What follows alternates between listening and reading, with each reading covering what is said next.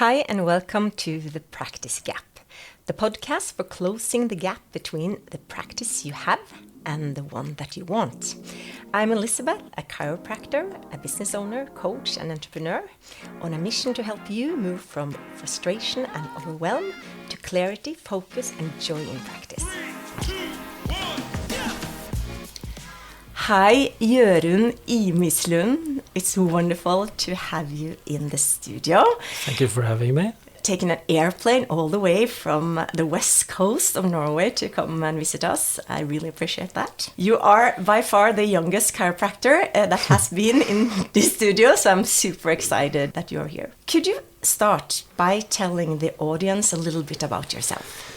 Yes, I'm 28 years old. I graduated from AECC in UK 3.5 years ago. Born and raised in Hamar, and I got into chiropractic by being a patient. I was lucky enough to have to go see a chiropractor that is really passionate, and he is really enthusiastic about things in general, and especially chiropractic. So he taught me everything in regards to the Gonstead technique. He had a private seminar with me after work there where he showed the school he went to, the X-ray teacher he had. How old were you then? 13, 14. Okay, so he really wanted you to become a chiropractor. Yeah, he was on a mission. And he was successful.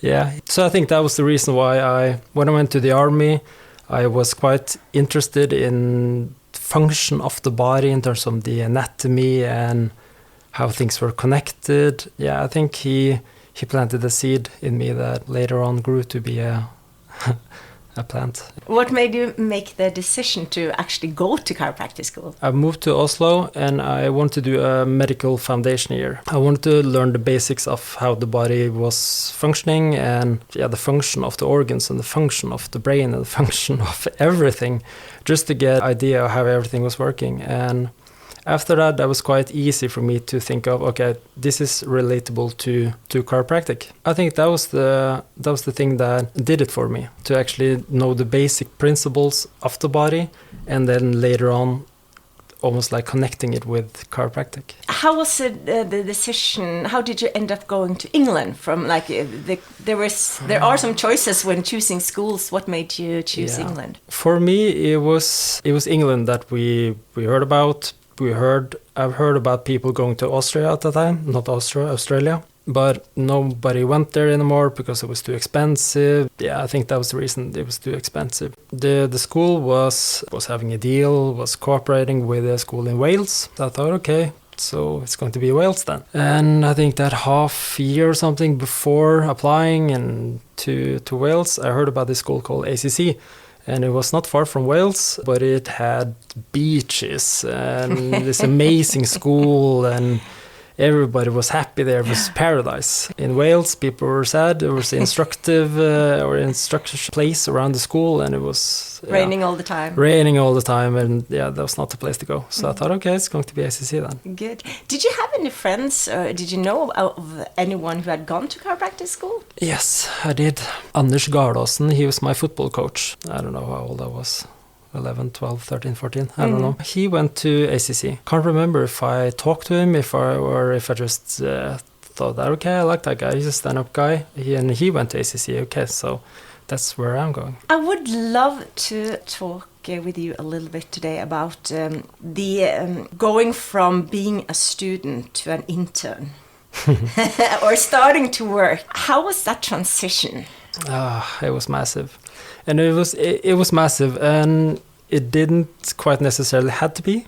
And that is something I'm looking back and thinking, I should have experienced a lot more during that last year where we were working as an intern in the college clinic. I should have experienced a lot more because What do you mean by experienced? I should have experienced more with how I wanted things to be.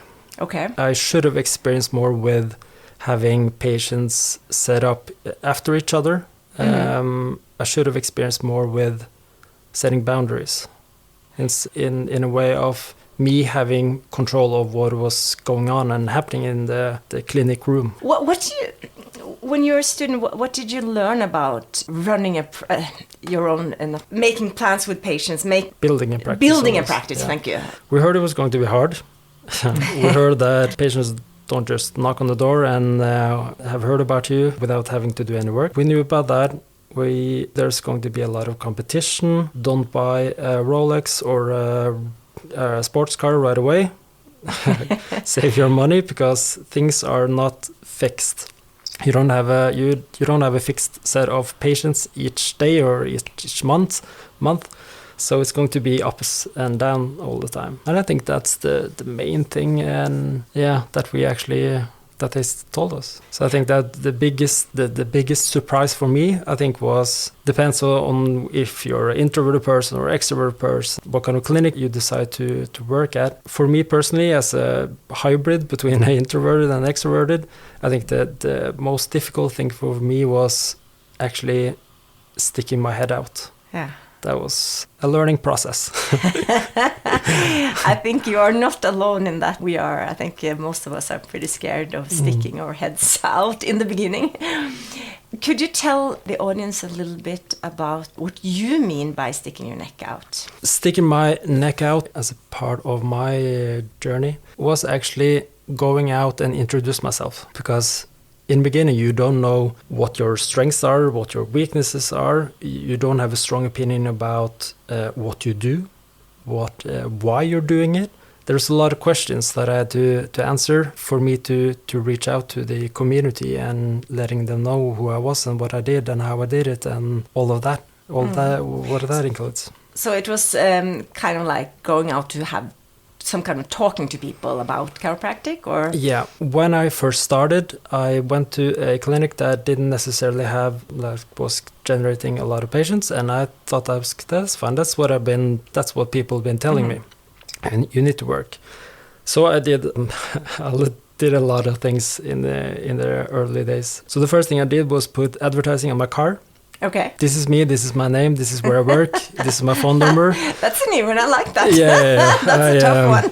I'm a bit creative and I like to be to think new. So I put advertising on my car, sometimes park in my car where I knew there was going to be a lot of people. Yeah. Yeah, that was quite uncomfortable.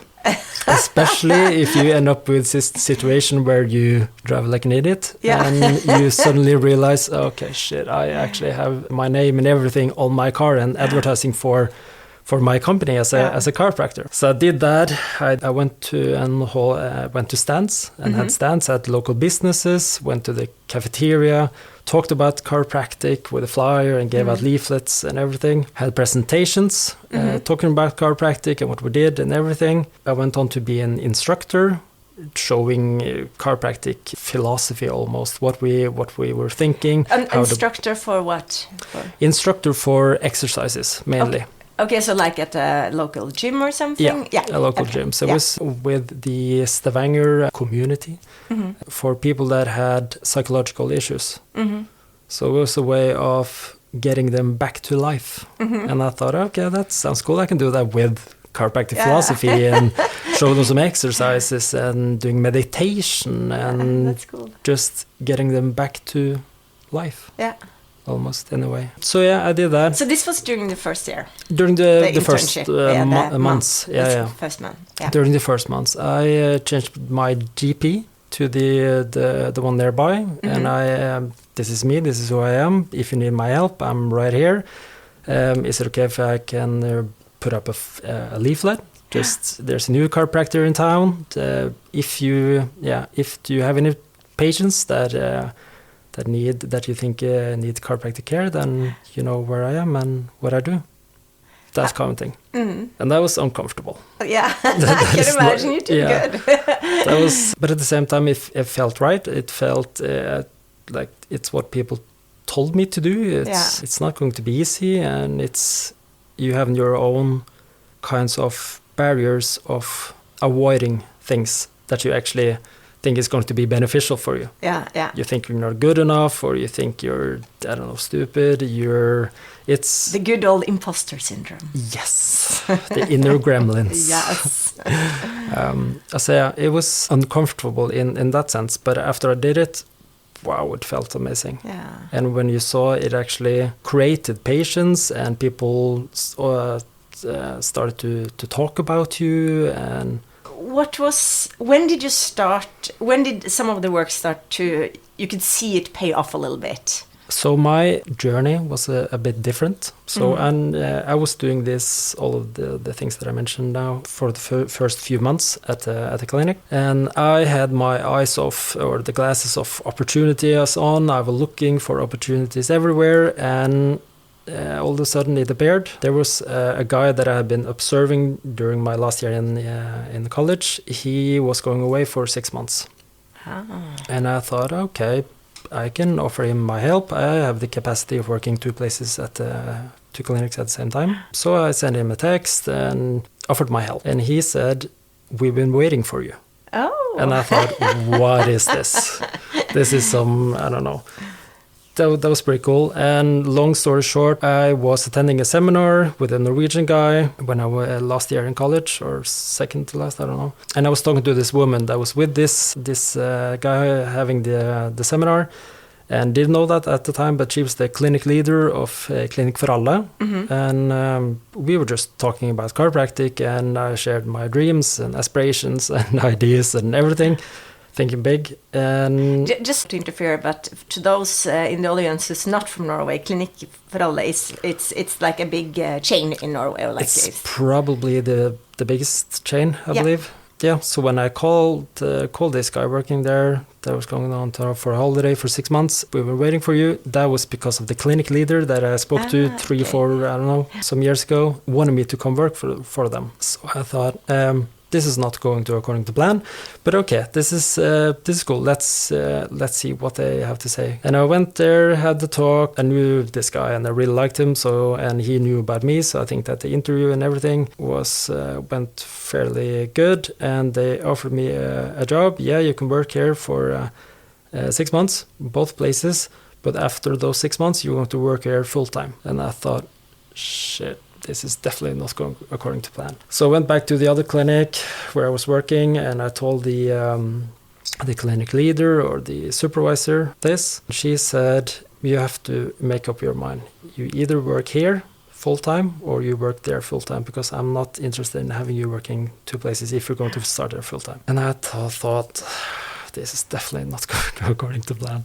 So I changed job. Long story short, I changed the job. I changed to Clinic for Alle and managed to get a whole lot more patients there with the same things I did on the other clinic, because I was planting seeds all over the place. And so you had already started doing all the work, and then you kept on doing the same things at the new place. Yeah, you can't get satisfied. That's really that's dangerous stuff. Yeah. So what advice could you give if I'm a chiropractic student and I'm looking for a place to work? What advice can you give me as a student to how to find the perfect place to be an intern? Observe a lot of people, and don't necessarily observe the people you want to work for.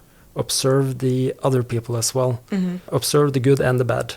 Yeah, I observed quite much before going into college and during college as well. What's a lot? How many chiropractic offices had you been to before you? I think I observed working? 5 in Hamar, and I think in Stavanger it was 6 probably. And did you observe anyone in England when you were there? No, not a single one actually. No. Yeah, never heard about anyone doing it. That was something we just didn't do, because there was clinics around the college, but we were so in our own bubble that we didn't think about. So when we actually got home, we got time and things were settling down. We thought, okay, let's reach out and see what actually chiropractors are doing. Mm-hmm. But when you were at college, you were doing like you were so focused on yourself. So I think that might be the reason actually. What was when as a student, what do you wish you had as an intern, what do you wish you had learned as a student before you graduated? Is there something that you missed, or like you're like, whoa, that part of it? I think it's the of building a practice Building, and the philosophy. Yeah. The why of why you're doing what you're doing and how you're doing it. I missed chiropractic. So it was during the last year, I believe, when I was lucky enough to find a beautiful girl.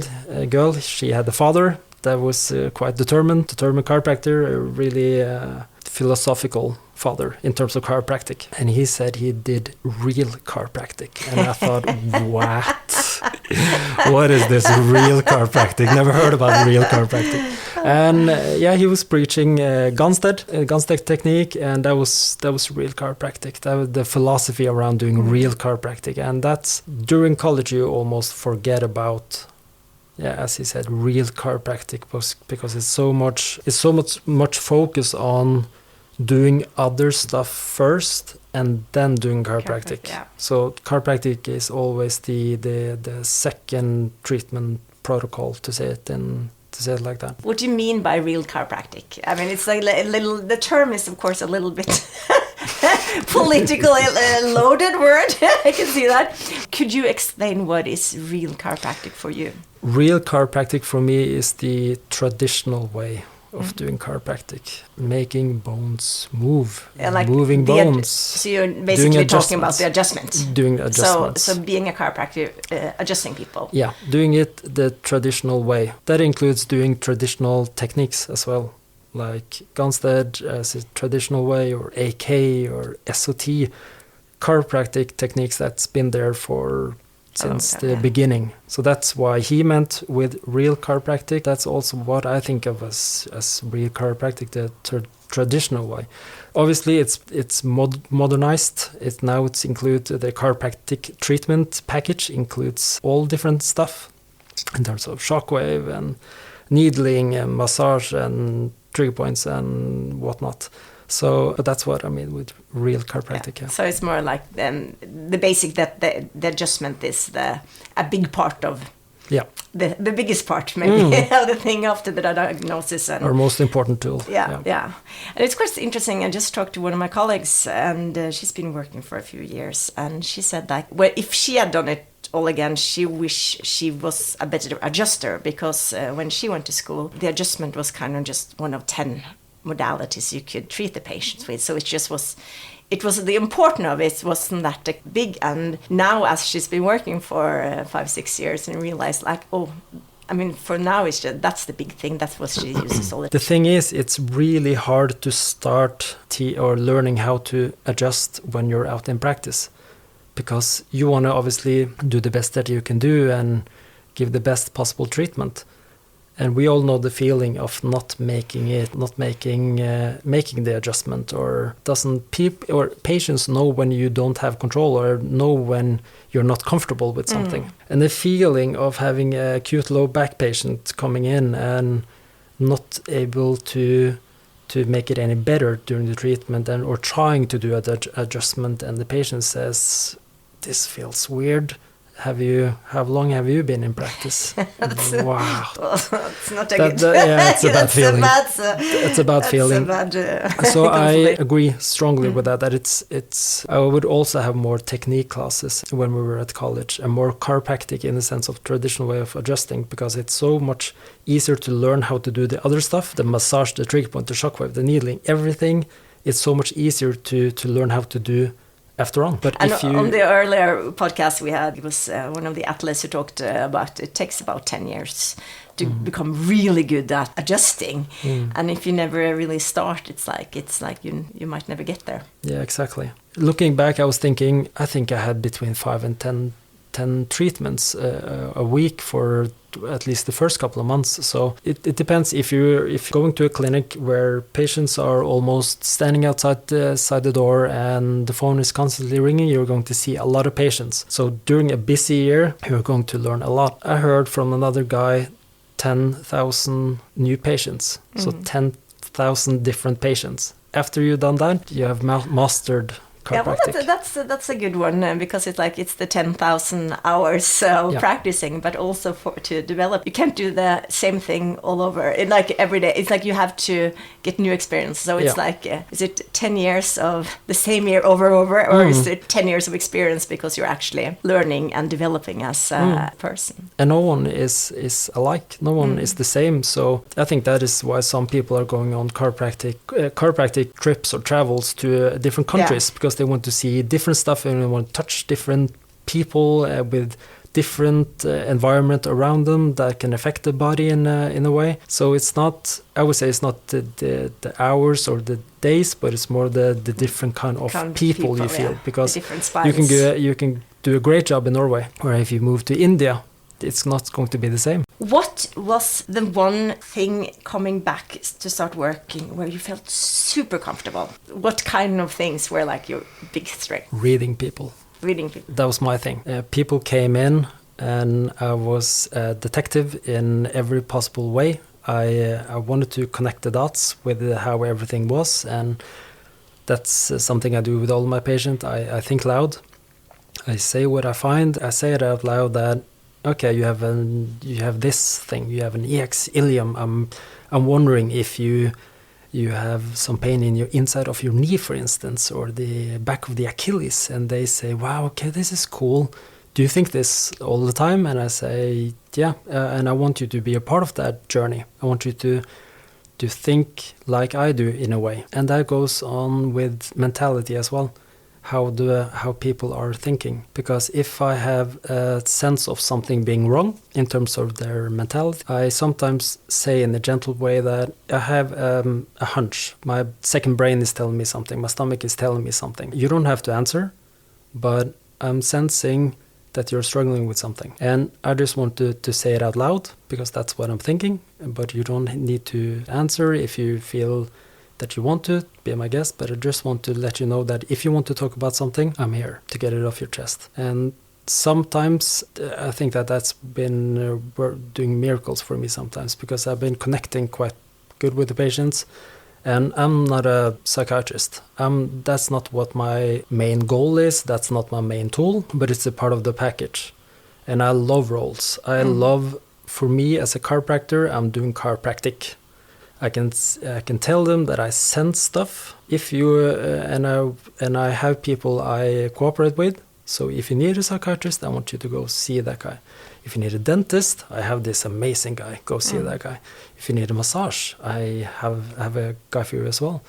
But I think that's a part of the treatment of being completely honest with what you find. And I might be wrong. And they tell me, you're wrong. And I say, okay, that's good. But now it's out there. I just want to ask. And then I can move on and see if I can make sense in another way.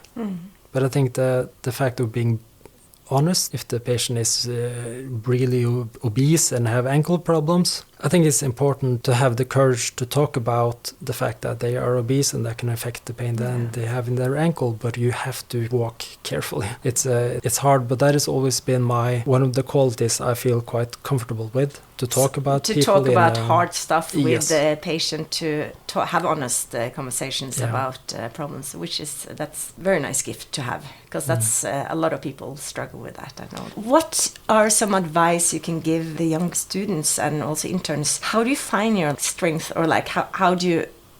Are there good ways to find out what you like? Some people just know it intuitively, but how can you get help to find out what's your magic powers? I would say do the same thing I did, because I found that to be really helpful. I started with a personality test. A colleague of me, where I was working before the clinic that I work now, she showed me everything I knew now about personality stuff. What kind of test did she take? 16personalities.com. That's an amazing free website. I'm going to put that in the show notes. So 16personalities.com. I will link. So put a link to that. A lot of people have heard about Surrounded by Idiots.